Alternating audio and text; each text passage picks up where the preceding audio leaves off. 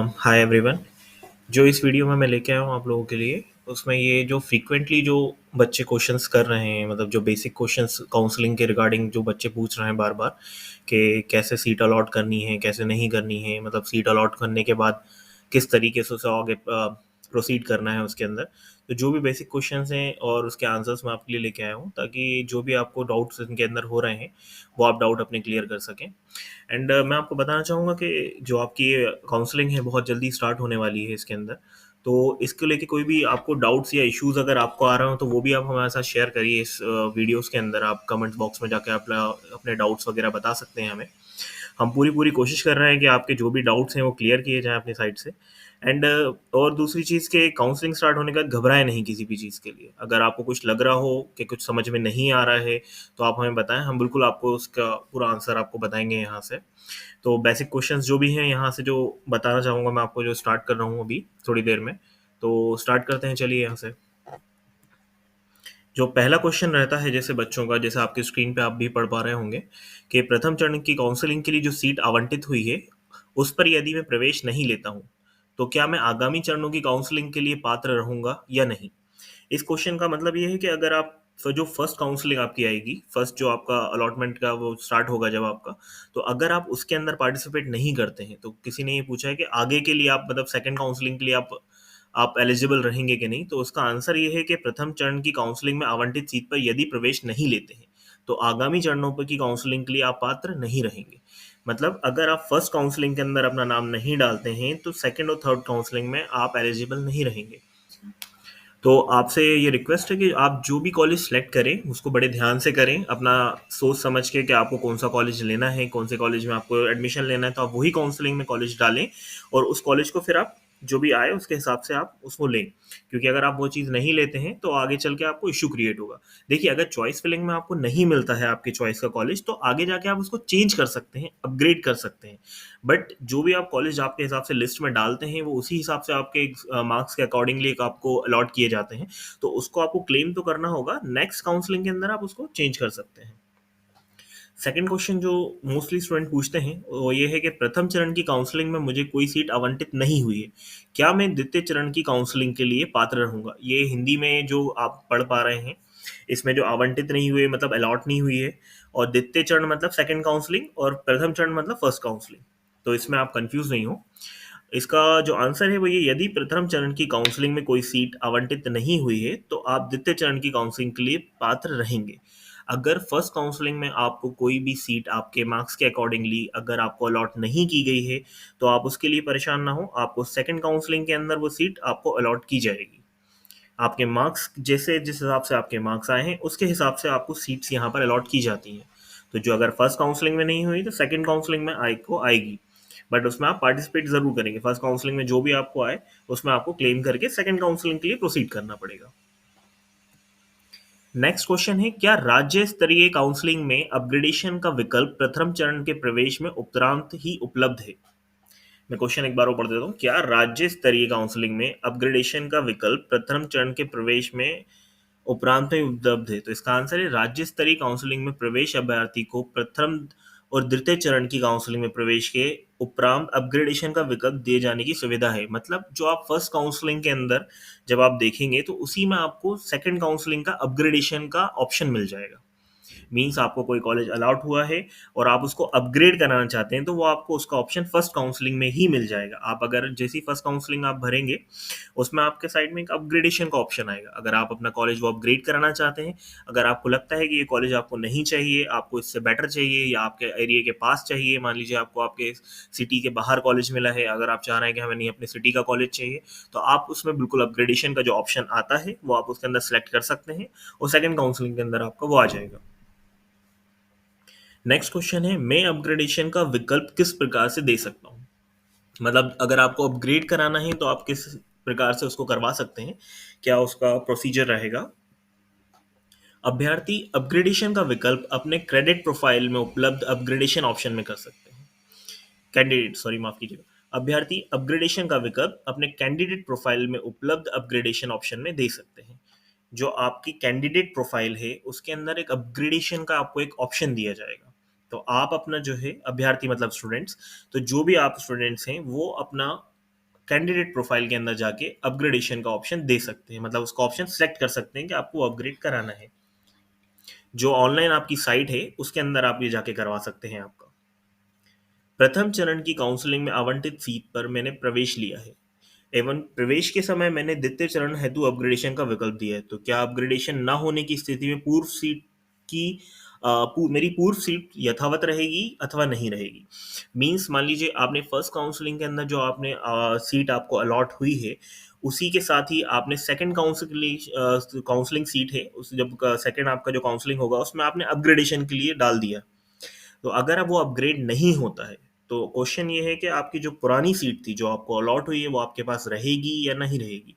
तो इसका आंसर जो दिया गया है वो ये है, यदि आपने प्रथम चरण की काउंसलिंग में आवंटित सीट पर प्रवेश लिया है एवं अपग्रेडेशन का विकल्प लिया है तथा द्वितीय चरण में अपग्रेड नहीं होता है, तो ऐसी दशा में आपकी प्रथम चरण की प्रवेश सीट यथावत रहेगी। यथावत रहेगी मतलब रहेगी इन द सेंस कि अगर आप फर्स्ट काउंसलिंग के अंदर सेकंड काउंसलिंग एडिशन का अपग्रेडेशन करते हैं और वो अपग्रेड नहीं हो पाता है, बाय चांस आपके मार्क्स उतना नहीं होता है या वो सीट नहीं बचती है या किसी और को अलॉट हो जाती है, तो उसमें आपकी वो जो पुराना जो आपको अलॉट हुआ है वो कहीं नहीं जाता है, वो आपका पुराना अलॉटमेंट आपके पास रहता है। अभी भी आपके पास चांस रहता है कि आप वो पुराने कॉलेज में पुरानी सीट पे अपना आप एडमिशन ले सकें, वो सीट आपकी कहीं नहीं जाती। इस चीज़ के लिए परेशानी ना हो कि बहुत स्टूडेंट्स का ये डाउट रहता है कि हमने अपग्रेडेशन में डाल दिया तो जो हमारी पुरानी सीट थी वो चली जाएगी। तो आपकी पुरानी सीट कहीं नहीं जाती, जो एक बार आपको अलॉट हो गई है, जब तक वो अपग्रेड होके दूसरे में आप नहीं पहुंचेंगे तब तक वो सीट आपके पास रहेगी,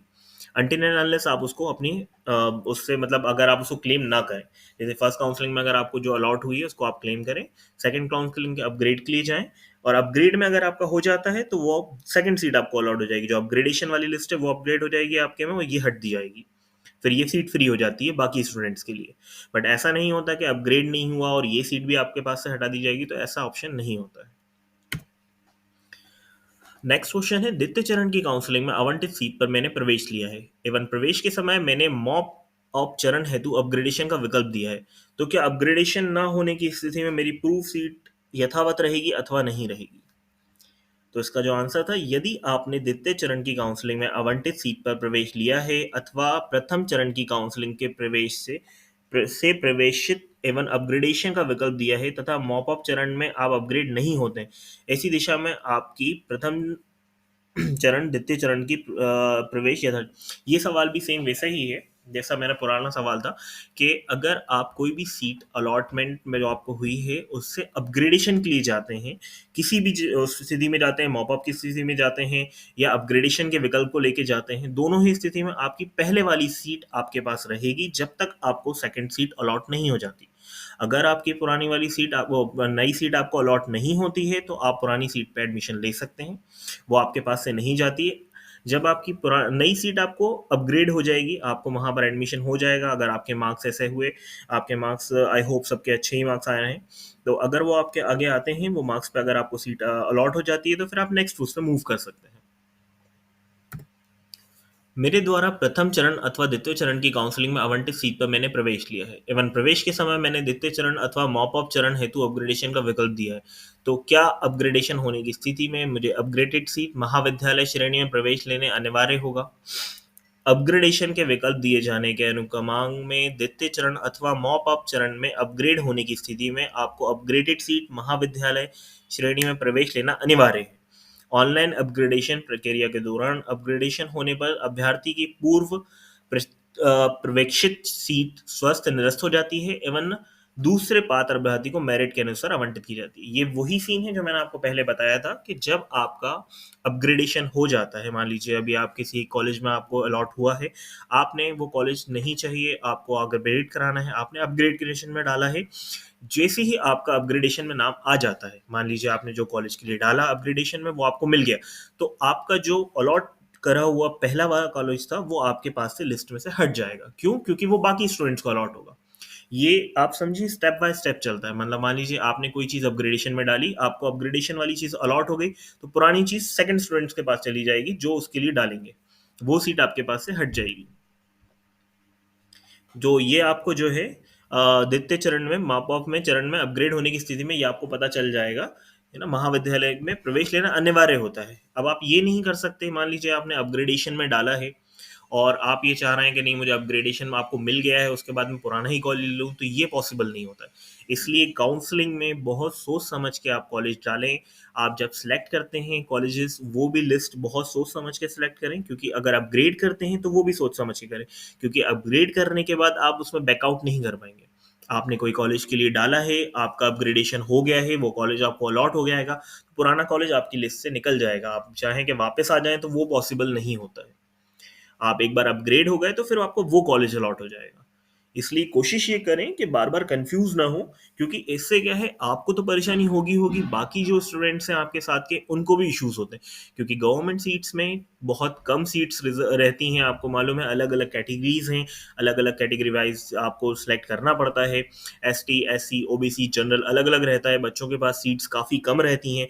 तो जिन बच्चों का नहीं मिल पाती हैं सीट्स, तो वो बहुत इशू हो जाता है इसकी वजह से कि आपने एक सीट का अपग्रेड किया, फिर आप वापस उसी के में करवाना चाह रहे हैं। तो इससे बेटर है आप अपना कॉलेज सीट बहुत सही तरीके से अपने विकल्प को चुनें, ताकि बाकी स्टूडेंट्स को भी परेशानी ना हो और आपका भी आराम से अलॉटमेंट हो जाए। पर्यवेक्षित सीट से त्याग पत्र दिए जाने की प्रक्रिया क्या होती है? मतलब जो आपके पर्यवेक्षित सीट आपको मिली है, उससे त्याग पत्र मतलब उसको छोड़ने की प्रक्रिया क्या होती है? नियम अनुसार प्रथम चरण में प्रवेश के उपरांत समय सारणी टाइम शेड्यूल में प्रदर्शित अ, समय विधि के भीतर सीट को त्याग पत्र प्रवेशित संस्था में ऑनलाइन दिया जा सकता है। समय विधि के उपरांत किसी भी चरण में प्रवेश के पश्चात त्याग पत्र दिए जाने पर नियम अनुसार सीट लिविंग बॉन्ड की बाध्यता लागू होगी। इसमें यह है कि मान लीजिए आपको किसी सीट अलॉट हुई थी, आपने अपग्रेडेशन में डाला, उनका एक टाइम शेड्यूल रहता है। उस शेड्यूल के भीतर ही आप उस सीट को छोड़ सकते हैं। आपको ऑनलाइन ही उसमें देना पड़ेगा, आपको कोई ऑफलाइन जाके आपको कोई भी लेटर या कुछ साइन नहीं करना है। आप ऑनलाइन प्रति होती है, मतलब एक कॉपी होती है, आप उसको सबमिट कर सकते हैं पुराने वाले कॉलेजेस के अंदर, जिससे वो आपकी सीट का अलॉटमेंट हटा दिया जाएगा। उनको भी अपग्रेडेशन की लिस्ट जाती है हर कॉलेज के अंदर। आप ये परेशान मत होइए कि आप कैसे जाके वहां पर बोलेंगे या बात करेंगे, तो उसका कोई इशू नहीं होता है। हर कॉलेजेस के अंदर एक अपग्रेड लिस्ट जाती है, वो लिस्ट चेक करते रहते हैं।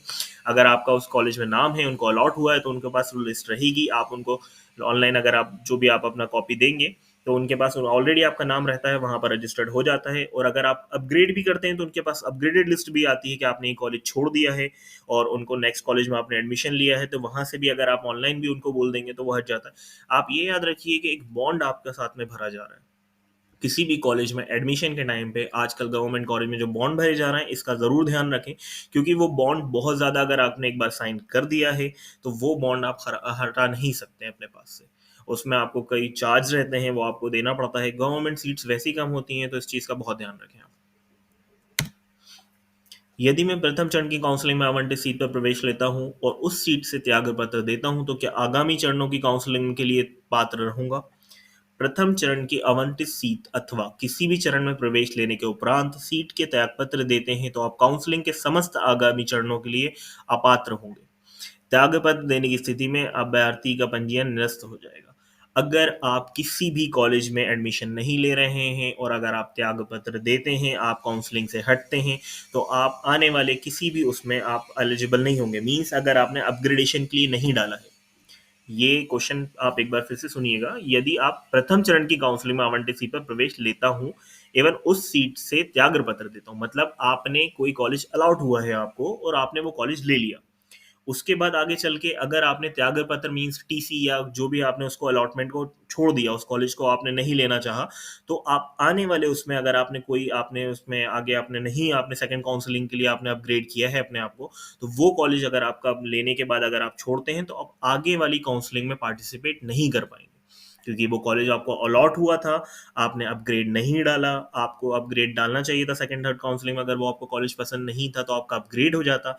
बट अगर आपका अपग्रेड भी नहीं मिला आपको, मान लीजिए फॉर एग्जांपल आपने डाला, आपने कॉलेज अलॉट हुआ है आपको एंड आपको वो कॉलेज मिल गया, आपने अपग्रेड के लिए डाला, आपको नहीं मिला, और आपने उस कॉलेज से भी आपने त्याग पत्र दे दिया, मतलब आपने वहां से रजिस्ट्रेशन हटा लिया अपना, तो आप सेकंड काउंसलिंग में नहीं बैठ पाएंगे, क्योंकि आपका ऑलरेडी अपग्रेडेशन हट चुका है और वो कॉलेज जो आपको अलॉट हुआ था वो भी आपने छोड़ दिया, तो आप आने वाली काउंसलिंग के अंदर आप नहीं हो पाएंगा, आपका पंजीयन निरस्त हो जाएगा। मीन्स जो आपका नीट का एग्जाम जो आपने दिया है, इससे आपका एलिजिबिलिटी हटा दी जाएगी। तो ये चीज़ का बिल्कुल गलती ना करें। अगर अनटिल एंड अनलेस अगर आप सोच रहे हैं कि नहीं मुझे अगले साल फिर से एग्जाम अपेयर करना है, नहीं मैं मतलब फर्स्ट टाइम ही अटेम्प्ट था या सेकंड अटेम्प्ट था, और आप अगर चाह रहे हैं कि नहीं मुझे अगले साल फिर से अटेम्प्ट करना है, तो हाँ मैं आपको सजेस्ट करूंगा कि वो आप सीट वैकेंट छोड़ दें, ताकि जो आने वाले बच्चे हैं बाकी जिनको कॉलेज चाहिए, जो कॉलेज प्रेफर कर रहे हैं, ताकि उनको वो कॉलेज मिल जाए। होता है क्या है कि अगर बच्चे इस डिसीजन में बहुत लेट हो जाते हैं, काउंसलिंग खत्म होने वाली होती है, कई बच्चे उस टाइम पे कॉलेज लेफ्ट करते हैं कि नहीं हमें नहीं करना, हमें तो उससे अपग्रेड चाहिए था, फॉर एग्जाम्पल हमें अपनी सिटी का चाहिए था, उस टाइम पे वो सीट वैकेंट होती है, तो वो बड़े इश्यूज हो जाते हैं, वो सीट साल भर वैकेंट जाती है। इस चीज का जरूर ध्यान रखें, क्योंकि वो जी सीट अगर काउंसलिंग खत्म हो गई है और उसके बाद आप त्याग पत्र दे रहे हैं, देखिए उसमें आपको एक तो बॉन्ड की इशू आएगा, आपको अमाउंट आपको पे करना पड़ेगा बॉन्ड का, जो कि काफी ज्यादा होता है, 30 लाख के लगभग वो अमाउंट होता है, जो कि आई थिंक बहुत बड़ा अमाउंट है। तो इस चीज़ का बिल्कुल ध्यान रखें कि 30 लाख खाली बिना किसी उसके पे करना आपको बहुत ही भारी पड़ेगा।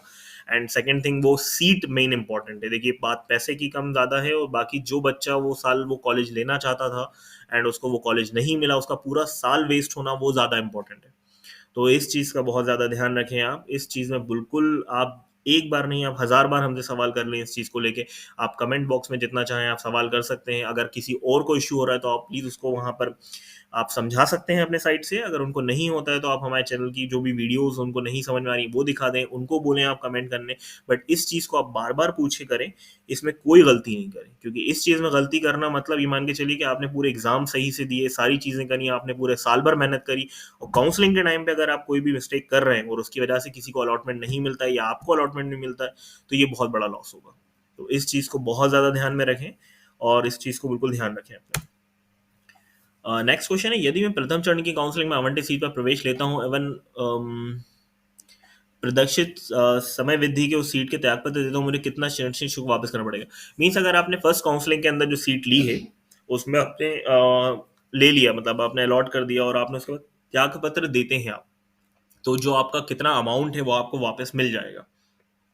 यदि आप द्वितीय चरण की काउंसलिंग में 2 दिवस पूर्व तक, 2 दिवस पूर्व मतलब 2 दिन पहले तक, अगर सेकंड काउंसलिंग के 2 दिन पहले तक त्यागर पत्र देते हैं, तो आपकी जमा की गई फीस के 10%, अधिकतम 10,000 रुपये कटकर आपकी फीस काउंसलिंग समाप्त हो जाती है। समाप्त के उपरांत वापस कर दी जाती है। एनआरआई अभ्यर्थी द्वारा उपयुक्त समय सीमा के त्याग पर दिया उस पर रुपये 25,000 कटौती की जाएगी। देखिए इसका दोनों चीज़ों में अलग अलग है। अगर आप सेकंड काउंसलिंग से पहले अपना रजिस्ट्रेशन जो आपने लिया है उस सीट का अगर आप कैंसिल करवाते हैं, तो उसमें आपकी जो जमा की राशि है, जो भी राशि आपसे जमा करवाएगी, उसका जो 10% होता है, 10% उसका आपको कट कर आपकी फीस में काउंसलिंग में वापस मिल जाएगा आपको। और जो एनआरआई अभ्यर्थी होते हैं, मतलब जो एनआरआई स्टूडेंट से जो एनआरआई कोटे से एडमिशन लेते हैं, ऑब्वियस सी बात है जो एनआरआई कोटे से ले रहे हैं उनकी फीस भी आपसे डबल होती है। एंड उसका जो आपका जो डिपॉजिट है, मेन जो मिनिमम डिपॉजिट आपसे करवाते हैं वो भी ज़्यादा होता है। तो ये मान के चलिए कि नॉर्मल स्टूडेंट्स का 10,000 रुपये तक आपका कट कर वापस आ जाता है, और बाकी बच्चों का जो एनआरआई कोटे से ले रहे हैं 25,000 रुपये तक कट आता है उनका, और नॉर्मल स्टूडेंट का 10,000 रुपये तक कट के वापस आता है। पर्यवेक्षित सीट से त्यागपत्र देने पर सीट लिविंग बॉन्ड कब लागू होगा?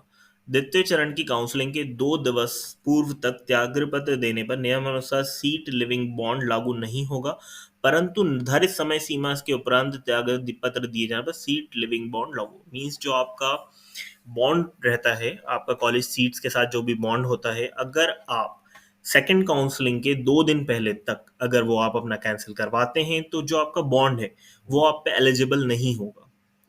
अगर आप उसके बाद अगर आप करवाएंगे तो बॉन्ड आप पे एलिजिबल होगा, आपको वो बॉन्ड के हिसाब से आपको पैसे वहां पे करने होंगे, क्योंकि आपने अपना कॉलेज रजिस्ट्रेशन वहां से हटा दिया है। काउंसलिंग स्टार्ट हो चुकी थी, आपने वो नहीं किया अटेंड, आपने कॉलेज अलॉट लेने के बाद आपने उसको हटाया है, तो वो बॉन्ड के हिसाब से आपको पैसे पे करने पड़ेंगे। इसलिए अगर आप नहीं लेना चाहते वो कॉलेज, तो सेकंड काउंसलिंग के 2 दिन पहले तक का आपका टाइम रहता है, आप त्यागर पत्र या टीसी जो भी है अपना रेजिग्नेशन वो दे सकते हैं उसके अंदर। द्वितीय चरण में भाग लेने हेतु अभ्यर्थी की पात्रता क्या होनी चाहिए? सेकंड काउंसलिंग में पार्ट लेने के लिए आपकी एलिजिबिलिटी क्राइटेरिया क्या होना चाहिए, ये पूछा है उन्होंने। द्वितीय चरण में अभ्यर्थी भाग ले सकते हैं जो काउंसलिंग हेतु पंजीकृत है एवं जिन्हें प्रथम श्रेणी चरण की काउंसलिंग में कोई सीट आवंटित नहीं हुई है अथवा प्रथम चरण की काउंसलिंग में प्रवेशित ऐसे अभ्यर्थी जिन्हें द्वितीय चरण की काउंसलिंग हेतु प्रथम चरण से प्रवेश के उपरांत अपग्रेडेशन का ऑप्शन दिया गया है। क्या होता है कि कई बार आपके मार्क्स जो आपको आए हैं उसके हिसाब से आपको कॉलेज अलॉट होते हैं, तो वो लिस्ट वाइड अलॉट होते हैं। कई बच्चे जो होते हैं उनको क्या है कि बाहर का कॉलेज, मान लीजिए कि फॉर एग्जांपल जबलपुर का कॉलेज है या कोई अपग्रेडेशन में कॉलेज है, ग्वालियर का कॉलेज है, वो लिस्ट में ऊपर आते हैं, बट आपको वो दिए गए हैं और आपके मार्क्स उस हिसाब से थे कि आपको अपग्रेडेशन का कॉलेज ऑलरेडी मिला हुआ है। मान लीजिए आपको जबलपुर का कॉलेज मिला है पर आप चाहते हैं कि नहीं, मुझे उससे नीचे का जो मेरे एरिया के लोकलाइज पास में कॉलेज है मुझे वो ज़्यादा प्रेफर करना है, तो आपको एक जो है अपग्रेडेशन का ऑप्शन दिया जाता है इसके अंदर। तो वो आप अपग्रेडेशन का ऑप्शन जो है आप सिलेक्ट कर सकते हैं। और वो स्टूडेंट जिनको फर्स्ट काउंसलिंग में सीट नहीं मिली है, वो भी सेकंड काउंसलिंग में बिल्कुल आप उसके लिए एलिजिबल होते हैं। अगर आपने फर्स्ट काउंसलिंग में पंजीकृत किया हुआ है, मतलब आपने उसमें रजिस्ट्रेशन किया हुआ है फर्स्ट काउंसलिंग में, तो आप सेकंड काउंसलिंग के लिए बिल्कुल एलिजिबल हैं। आपको अगर कॉलेज नहीं मिलता है फर्स्ट काउंसलिंग में, तो सेकंड काउंसलिंग में आप बिल्कुल, आपको कॉलेज अलॉट किया जाएगा। देखिए, इसमें दो तरीके के कॉलेज आपको अलॉट होते हैं, प्राइवेट और गवर्नमेंट। अगर आपको गवर्नमेंट कॉलेज अलॉट नहीं हुआ है तो आपको प्राइवेट कॉलेज अलॉट होगा, आपको अलॉटमेंट जरूर होगा। और इसके अंदर चॉइस फिलिंग रहता है। चॉइस फिलिंग के अंदर आप दोनों ऑप्शन सेलेक्ट करें, क्योंकि इसमें क्या रहेगा, आपको ऑप्शंस रहेंगे। अगर आप सोच रहे हैं कि सिर्फ मैं गवर्नमेंट ऑप्शन सेलेक्ट कर लूँ या खाली प्राइवेट ऑप्शन सेलेक्ट कर लूँ, मेरे हिसाब से आपको दोनों ऑप्शन सेलेक्ट करने चाहिए, क्योंकि उसमें क्या है, आपको आपके मार्क्स के हिसाब के आपको अपग्रेड कॉलेजेस जो रहते हैं, अगर आपको गवर्नमेंट मिल रहा है तो बहुत ही अच्छी बात है, नहीं तो आप प्राइवेट के लिए भी बहुत सारे ऑप्शन हैं। एमबीबीएस है, बीडीएस है, बाकी बीएचएमएस है, बैम्स है, बाकी कॉलेजेस भी हैं। और मैं आपको एक चीज़ बताऊं, ये सारे कॉलेजेस में सारे में आपको डॉक्टरेट की डिग्री मिलती है। तो कोई भी कॉलेज आप ऐसा प्रेफर ना करें कि आपको एमबीबीएस है मिल रहा है और बीडीएस मिल रहा है तो मैं बीडीएस क्यों करूं। बहुत ज़्यादा स्कोप होता है हर कॉलेज में, हर अपने अपने अपने हिसाब से अलग अलग डिग्रीज का बहुत स्कोप्स हैं। एमबीबीएस का अलग स्कोप है, बीडीएस का अलग स्कोप है, बैम्स का अलग स्कोप। बहुत से लोग उसी फील्ड में जाना प्रेफर करते हैं। लोग सोचते हैं कि नहीं, बीडी एमबीबीएस नहीं मिला तो बीडीएस किसी काम का नहीं है, तो ऐसा बिल्कुल आप नहीं सोचे। बीडीएस भी बहुत अच्छा ऑप्शन है। इवन मतलब मैं आपको कहना चाहूंगा कि एमबीबीएस से बेटर ऑप्शन भी कई बार लोग समझते हैं बीडीएस को, क्योंकि उसमें प्रैक्टिकल नॉलेज अच्छी होती है और आपको पेस के स्केल भी आपका काफ़ी अच्छा है। एमबीबीएस में आपको पीजीज में काफ़ी इश्यूज होते हैं, बीडीएस के अंदर भी आप बाकी आप एमडीएस वगैरह कर सकते हैं। इसके अंदर दोनों ही मेरे लिए बराबर है। बाकी बी एच एम एस बैंस ये सब भी आपको गवर्नमेंट जॉब्स के लिए बहुत अच्छे रहते हैं, बहुत से लोग सेलेक्ट करते हैं। तो इस चीज़ का बिल्कुल ध्यान रखें आप कि अपना काउंसलिंग जो भी भर रहे हैं उसके अंदर दोनों चीज़ों को डालें, बीडीएस भी डाल के रखें। अगर आपको बीडीएस गवर्नमेंट अलॉट होता है तो बहुत ही अच्छी बात है, उसकी भी काफ़ी वैल्यू है। तो आप दोनों चीज़ें कर सकते हैं। और आप अगर फर्स्ट काउंसलिंग में अलॉटेड नहीं मिला तो सेकंड काउंसलिंग में मिलेगा आपको। और अगर आप चाहें तो उसमें अपग्रेडेशन का ऑप्शन भी है, आप वो सिलेक्ट कर सकते हैं। क्या द्वितीय चरण माप चरण के भाग लेने हेतु पिन चॉइस फिलिंग एवं लॉकिंग करना अनिवार्य है? द्वितीय चरण मॉप चरण में भाग लेने हेतु सभी पात्र अभ्यर्थी को निर्धारित अग्रिम शुल्क एडवांस फीस जमा करने के पश्चात चॉइस फिलिंग एवं चॉइस लॉकिंग किए जाना अनिवार्य होगा। मीन्स अगर आपने सेकंड काउंसलिंग के अंदर अगर आपने कोई भी आपने कॉलेज लिया है तो उसमें आपको एडवांस फीस जमा करनी पड़ती है। एंड चॉइस फिलिंग रहता है उसके अंदर भी, मतलब आपको चॉइस फिलिंग के साथ साथ आपको उसको लॉक भी करना होगा। ऐसा नहीं कि आप चॉइस फिलिंग आपने कर दी है सेकंड ऑप्शन, मतलब सेकंड काउंसलिंग के लिए आप थर्ड काउंसलिंग में भी अपग्रेड कराना चाहते हैं उसको। मान लीजिए आपको सेकंड काउंसलिंग में भी नहीं मिला कॉलेज आपकी पसंद का, अगर आप चाहते हैं कि हमें थर्ड काउंसलिंग में जाना है, बट आपको सेकंड काउंसलिंग के लिए उसके साथ चॉइस फिलिंग के साथ साथ उसको लॉक भी करना पड़ेगा। पात्र अभ्यर्थी को मॉप अप चरण में क्या करना होगा? ऐसे अभ्यर्थी को मॉप अप चरण के चॉइस फिलिंग एवं लॉकिंग के पूर्व 2 लाख रुपए का अग्रिम शुल्क के रूप में जमा करानी होगी। एवं एनआरआई अभ्यर्थी को 10 लाख रुपए अग्रिम शुल्क में जमा कर, ताकि होगी तभी वे चॉइस फिलिंग एवं चॉइस लॉकिंग कर पाएंगे। पात्र अभ्यर्थी मतलब जो भी एलिजिबल स्टूडेंट्स हैं उनको मॉप अप चरण जो होता है उसमें क्या करना है, इसमें आपको क्या करना है, चॉइस फिलिंग के दौरान आपको चॉइस फिलिंग के टाइम पे आपको लॉकिंग से पहले, मतलब कोई भी अपग्रेडेशन लॉक से पहले आपको 2 लाख रुपए का अग्रिम शुल्क के रूप में, जो भी ये एक अग्रिम शुल्क आप ये मान के चलिए कि आपको 2 लाख से पहले सिक्योरिटी डिपॉजिट रहता है आपका। अग्रिम शुल्क मीन सिक्योरिटी डिपॉजिट रहता है, वो आपको 2 लाख रुपए आपका जमा करवाते हैं। नॉर्मल स्टूडेंट से 2 लाख रुपए जमा करवाते हैं, एनआरआई से 10 लाख रुपए का है, वो आपको जमा करवाना पड़ेगा ताकि चॉइस फिलिंग के टाइम पे आप चॉइस लॉकिंग करें। ये एक्चुअली जो पैसे जमा करवाए जा रहे हैं ये इसलिए करवाए जा रहे हैं ताकि आप इस चीज को बहुत सीरियसली लें। इसलिए ये पूरा चार्ज हो सकता है वो 2 लाख रुपए आपको वापस ना मिलें। इसलिए कभी भी चॉइस फिलिंग के टाइम पे अगर कोई चीज़ आप लॉक कर रहे हैं तो पहले अपने सब चीज़ों में मशवरा कर लें, अपने तरफ से पूरी चीज़ें आप ध्यान में रखें कि हमें ये पैसा जमा करना होगा और उसके बाद हमें ये चीज़ लॉक करनी होगी। ये आपका अमाउंट रिवर्सिबल नहीं है या आपको रिटर्नेबल नहीं है। या आपको पैसा आपका वापस नहीं मिलेगा। इसलिए आप जब भी चॉइस फिलिंग करें, लॉकिंग करें, बहुत सोच समझ के करें। अपग्रेड करना है अपग्रेड करें, नहीं करना है, वो कॉलेज नहीं लेना है, तो सेकंड काउंसलिंग थर्ड काउंसलिंग से 2 दिन पहले आपके पास टाइम रहता है, आप उसको निकाल सकते हैं। मॉप अप चरण हेतु अग्रिम शुल्क रुपए 2 लाख रुपए 10 लाख रुपए का समायोजन किस तरह से होगा, मीन्स उसका किस तरीके से आपको उसका वो पूरा डिपोजिशन रहेगा। सीट आवंटित होने की स्थिति में प्रवेश के समय ये राशि आवंटित संस्था के कुल श्रेणिक शुल्क में समायोजित कर दी जाएगी। यदि मॉपअप राउंड के अंदर कोई सीट आवंटित नहीं होती है तो निर्धारित समय सीमा में ये राशि अभ्यर्थी के बैंक खाते में वापस कर दी जाएगी। परंतु अभ्यर्थी जिन्हें मॉपअप चरण में कोई सीट आवंटित होती है और वे आवंटित सीट पर प्रवेश नहीं लेते हैं, तो इस दशा में अभ्यर्थी द्वारा जमाई की गई अग्रिम शुल्क 2 लाख रुपए 10 लाख रुपए सजागत हो जाएगी। आपका यही मैं आपको थोड़ी देर पहले समझा रहा था कि अगर आपको मॉपअप के टाइम पे, काउंसलिंग के टाइम पे आपको ये सीट नहीं अलॉट हो पाती है, तो ये अमाउंट उनकी साइड से रिवर्ट कर दी जाएगी आपके अकाउंट में, जिसमें आपने जहां से आपने ट्रांसफर किया है, जो आपने अकाउंट नंबर डाला है उसमें ये आपके पास वापस आ जाएगी। बट अगर आपको अलॉट हो गई है और उसके बाद अगर आप नहीं ले रहे हैं तो ये रिवर्ट नहीं की जाएगी। आपने जो 2 लाख रुपए जमा किए हैं, एनआरआई कोटे ने जो 10 लाख रुपए जमा किए हैं, ये आपको वापस नहीं दिए जाएंगे अलॉट होने के बाद। अलॉट होने के बाद आप नहीं लेते हैं तो ये रिवर्ट नहीं किया जाएगा। अगर नहीं अलॉट होता है तो आपके अकाउंट में वापस आ जाएगा। और ये क्वेश्चंस जो आपने देखे, ये बहुत ही बेसिक क्वेश्चंस थे जो कि आपके बहुत लोगों को इश्यूज होता है, और ये क्वेश्चंस बार बार पूछे जाते हैं क्योंकि ये मनी जो भी जमा करवा रहे हैं, पैसे जमा करवा रहे हैं, इसको लेके बहुत स्टूडेंट्स को कंफ्यूजन रहता है कि अमाउंट वापस मिलेगा नहीं मिलेगा। तो मैंने आपको क्लियर कर दिया है, अगर आप अलॉट हो चुके हैं, आप कर दिया है आपने जमा, और अगर आप अपने उससे छोड़ते हैं तो ये पैसा वापस नहीं आएगा, और अलॉट नहीं हो पाता है तो वापस आ जाएगा। इसके अलावा भी अगर आपके पास कोई क्वेश्चंस आते हैं, बहुत छोटे छोटे से क्वेश्चंस होते हैं, बहुत बहुत हल्के हल्के से क्वेश्चंस के स्टूडेंट घबरा जाते हैं, परेशान हो जाते हैं कि इसमें क्या करना है। तो उस क्वेश्चंस के लिए आप हमें बिल्कुल जो है हमारा कमेंट सेक्शन में उसमें आप बताएं, और जो भी हम अपनी तरफ से जो भी उनका सवालों का जवाब होगा, अगर हमें आपको कोई इशू हो रहा होगा तो हम आपको बिल्कुल वहीं कमेंट सेक्शन में बताएंगे। हमारा इंस्टाग्राम पे पेज है, अगर आपको लग रहा होगा इंस्टाग्राम पे आपको कुछ पूछना है तो हम डायरेक्ट आप वहां पर हमसे क्वेश्चन पूछ सकते हैं 1 to 1, हम बिल्कुल उसको सवाल का जवाब देंगे। और इसमें कोई भी गलती ना करें, आप एक ही चीज को 10-10 बार 100-100 बार जितनी बार आपको पूछना है आप पूछिए। आपको परेशानी हो रही है, आप आगे वीडियो शेयर कीजिए लोगों को जिनको आप बता सकते हैं।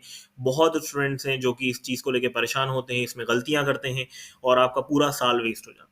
आपकी सारी पढ़ाई, आपका पूरा टाइम सिर्फ ये काउंसलिंग की वजह से वेस्ट हो जाता है। कई बार स्टूडेंट्स इसमें नहीं भर पाते हैं, चॉइस फिलिंग गलत कर देते हैं। वो बिल्कुल ना करें।